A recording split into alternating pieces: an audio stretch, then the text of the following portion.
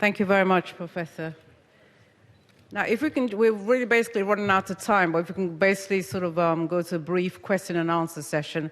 I'm afraid it has to be very brief. You have to say your name, your organization, and the panelists, the member of the panel you'd like to ask the question. If you can please put your hands up. Who would like to ask the question and to which panelist? The lady in the green shirt. Could you speak from your mic?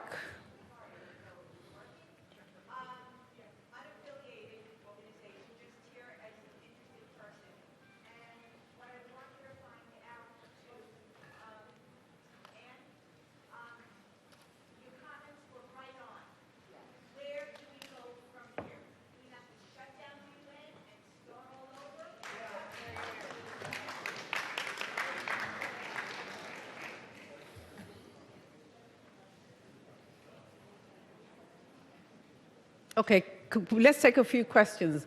Next question, please.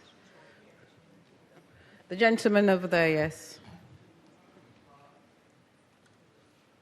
My question is there a challenge we face on college campus? Who's that question directed? Obviously to Professor Michael Lorenz, since he's from the college campus, or which of the panelists would you like to answer that question?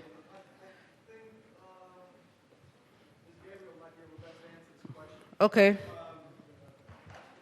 Could you be brief? Could you press your button, please? My question is, a serious challenge we're facing on the college campuses, well, the Muslim Brotherhood is working their way into the American colleges, and unlimited funds are being provided via legitimate-sounding organizations in endowing academic chairs.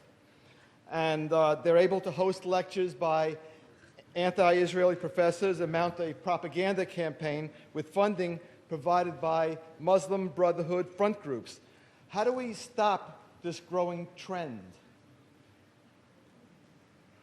Well, we can stop by starting to empower our students to develop the courage to stand up and speak up, and also mobilize organizations to back these students up when they go up against their professors, because the students are held hostage by the professors who decide on their grades. And when you are a parent spending a lot of money to send your child to school, and you have a professor who's very biased, who's going to grade your child and influence their career, that is a problem. We need to have more people sitting in the classroom monitoring what these professors are teaching, and then reporting to the deans and to the presidents of these colleges, challenging these professors. We also need people, especially those who are retired, who have the time to devote to go take these classes and sit down and challenge the professor, because the students need to hear a different point of view about Israel and about the Middle East than what that paid professor by Arab money is telling them to do. Again, the students need to be empowered, and they need to be empowered by organizations like us to support them and stand by them. While we cannot stop our universities from taking free money, a lot of money from the Middle East, we can sure use our voice to pressure these universities, and maybe some even, you know, threaten them with endowments. I know a lot of Jewish people give a lot of money to major universities. They need to exercise their clout as well and their influence with these universities to make sure students are not fed a steady diet of hate against Israel and the Jewish people. Thank you. I believe Professor Michael Lorenz, you'd like to answer that question. Yeah, that was what my presentation was all about. And the thing is, one of the major problems, and it galls me to no end, because what you're talking about, I've seen over and over and over. I spoke at Columbia some years ago, and after I spoke there, I went out to my car and I found a swastika scraped on the hood of my car. Now, we don't need to start fighting with these persons who are coming into universities. What you do is you counter them with something better. And that was the whole point. If people knew something about what Israel has done throughout the world, in terms of technology, in terms of service to various countries around the world, including in South America, you wouldn't have the kind of problems we have now. Furthermore, television. I mentioned film several times. Now, I'm a Latino. I watch American and English and Spanish television. Now, for years, I have been trying to get my communication students. I teach communication and I teach management. And I've been trying to get my communication students to start looking at what is going on in Latin America in terms of the presentation of Muslims versus Jews in the film and television. No one wanted to hear it. So if you really want to do, not you personally, but if we really want to do something about this situation, then we have to act now.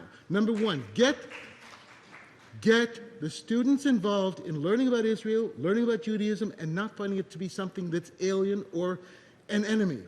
You have here the Ambassador of Palau, Dr. Otto, who is here, and you have no idea of the kinds of things that go on behind the scenes here in terms of threats, in terms of awful things that people can do to you, and you'll never hear about it in the newspaper.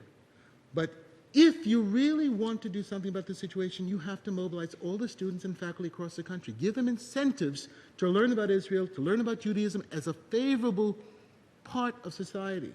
That's the problem. It is not being done. If we were serious about fighting these persons who are anti-Israel and anti-Semitic, we'd have to start getting much more subtle. That's what we really need to do. And the cost of these things, it's minimal. You have 200 professors across the country. Give them $3,000 to develop a course or a film. Nothing compared to what one person, one individual, has given already for a chair at a certain university where I also have 2 credentials, an Ivy League place, which I won't mention, but I think you know where I'm talking about. It's on Broadway and... We have to move, don't please. talk, okay.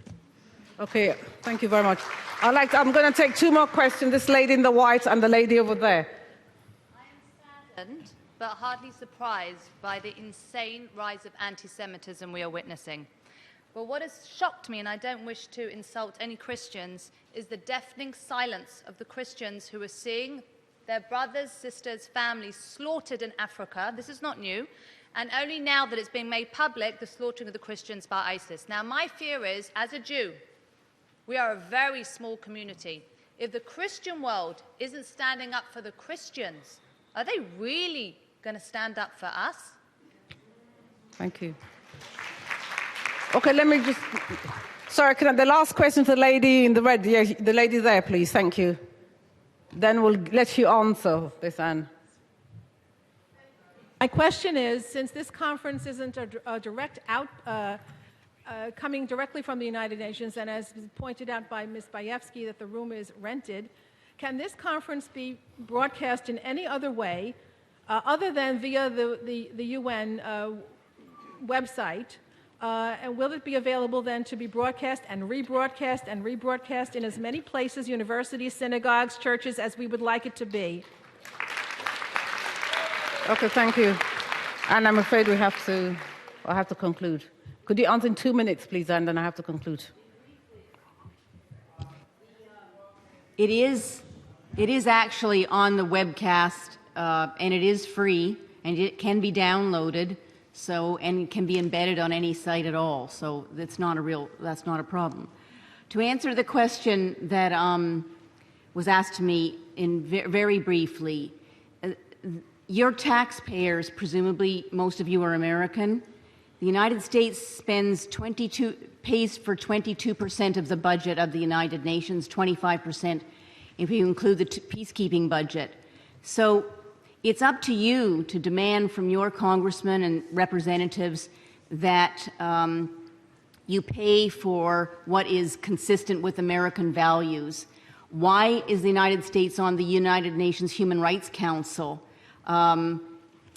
You have to ask those questions. How is it possible for you to be me or other NGOs to be denied access to the United Nations headquarters because we're Zionists, Jews and Zionists? The dollars have to be tied to non-discriminatory access. When you walked out the door, you went straight into the Palestinian exhibit, right off this. Look at what it says. It says war broke out. It's all these euphemisms. Nobody started it. It was all one big cycle of violence. Object. to the fact that every American school kid comes through the United Nations, and this is where they get educated, by that set of panels. Object to where you see the substance is not accurate. Insist that your taxpayer dollars don't go to fund to encouraging misinformation and the anti-Semitism that we witness here day in and day out. Okay, and I'm afraid I'll have to cut you. Okay, thank you very much, ladies and gentlemen. If I just make one or two concluding remarks. As the 69th session of the United Nations General Assembly takes shape, chants of death to the Jews, I quote, has once again hit the street of many European cities, while social media has exponentially amplified the barrage of unmitigated hate. The international community must take an active responsibility to break this horrible scourge of religious bias and hate.